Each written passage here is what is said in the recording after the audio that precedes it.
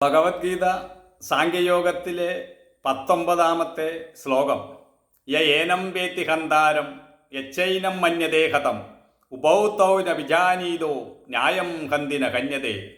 അതായത്, യാതൊരുവൻ ഈ ആത്മാവിനെ ഘാതകനായി കരുതുന്നുവോ, യാതൊരുവൻ ഈ ആത്മാവിനെ കൊല്ലപ്പെട്ടവനായി കരുതുന്നുവോ, ഈ രണ്ടുപേരും സത്യമറിയുന്നില്ല.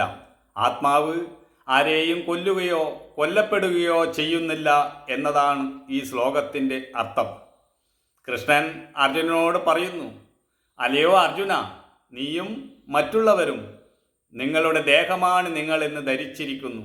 എന്നിട്ട് നീ കൗരവരെ കൊല്ലുമെന്നും കൗരവർ മരിക്കുമെന്നും നീ ചിന്തിക്കുന്നു. അത് ആത്മതത്വം അറിയാത്തത് കൊണ്ടാണ് അർജുന.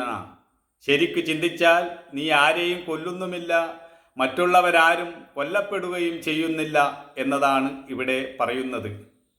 ഇവിടെ ഒരു യുദ്ധക്കളത്തിൽ വെച്ചാണ് ഈ തത്വം കൃഷ്ണൻ അർജുനനോട് പറയുന്നത്. അല്ലാതെ ഒരു ആശ്രമത്തിൽ വെച്ചോ വനാന്തരങ്ങളിൽ വെച്ചോ ഗുഹയിൽ വെച്ചോ അല്ല. യുദ്ധക്കളത്തിൽ വെച്ച് ഈ തത്വം പറയുന്നത് കൊണ്ട് തന്നെ കൃഷ്ണൻ അർജുനനെ യുദ്ധം ചെയ്യാൻ പ്രേരിപ്പിക്കുകയാണ് ചെയ്യുന്നത് എന്നതിൽ യാതൊരു സംശയവുമില്ല. അർജുനനെ അലട്ടുന്ന ഏറ്റവും വലിയ ദുഃഖം പാപചിന്തയാണ്. ഈ പാപത്തിൽ നിന്നും പുറത്തു കടക്കാതെ അർജുനന് ഈ യുദ്ധത്തിൽ പങ്കെടുക്കുവാൻ കഴിയുകയില്ല.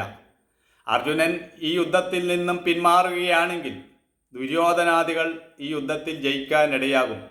അത് അധർമ്മം ജയിക്കുന്നതിന് കാരണമാകും. അങ്ങനെ സംഭവിക്കാൻ പാടില്ല എന്നതാണ് കൃഷ്ണൻ്റെ തീരുമാനം. ഇവിടെ ദുര്യോധനാദികൾ അധർമ്മം ചെയ്യുകയും ഒരു നീതിയും സത്യവും അംഗീകരിക്കാതെ മറ്റുള്ളവർക്ക് അവകാശപ്പെട്ടതുകൂടി കൈയടക്കി വെച്ച് ദുർഭരണം നടത്തുകയും ചെയ്യുന്നു. അങ്ങനെയുള്ളവരോട് യാതൊരു തരത്തിലുള്ള ദയയും കാണിക്കേണ്ട ആവശ്യമില്ല. അങ്ങനെ ദയ കാണിച്ചാൽ കയ്യൂക്കുള്ളവൻ കാര്യക്കാരൻ എന്ന നില വരും. അത് സമൂഹത്തിന് ആപത്താണ്.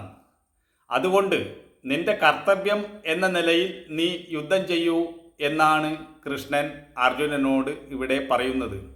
ഒരു യുദ്ധക്കളത്തിൽ യുദ്ധം ചെയ്യാൻ വേണ്ടി യോദ്ധാക്കൾ ഇരുവശത്തും അണിനിരന്നപ്പോൾ ആ യുദ്ധക്കളത്തിൽ നീതിക്ക് വേണ്ടി വന്ന അർജുനന് പാപചിന്ത ഉണ്ടാവുകയും എന്നാൽ അധർമ്മം ചെയ്തിട്ടുള്ള ദുര്യോധനാദികൾക്ക് യാതൊരു തലത്തിലുള്ള പാപചിന്ത ഇല്ലാതിരിക്കുകയും ചെയ്യുന്നു.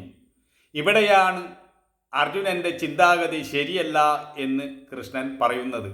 ഒരു യോദ്ധാവ് യുദ്ധക്കളത്തിൽ ചെയ്യേണ്ട കർത്തവ്യം യുദ്ധം തന്നെയാണ് എന്ന് ഇവിടെ സമർത്ഥിക്കുകയാണ് ചെയ്യുന്നത്. അതിൽ നിന്നും ഒളിച്ചോടാൻ വേണ്ടി ശ്രമിക്കരുത്. അവിടെ പാപചിന്തയ്ക്കും പുണ്യചിന്തയ്ക്കും ഒന്നും യാതൊരു അടിസ്ഥാനവുമില്ല എന്നതാണ് ഇവിടെ ബോധിപ്പിക്കുന്നത്.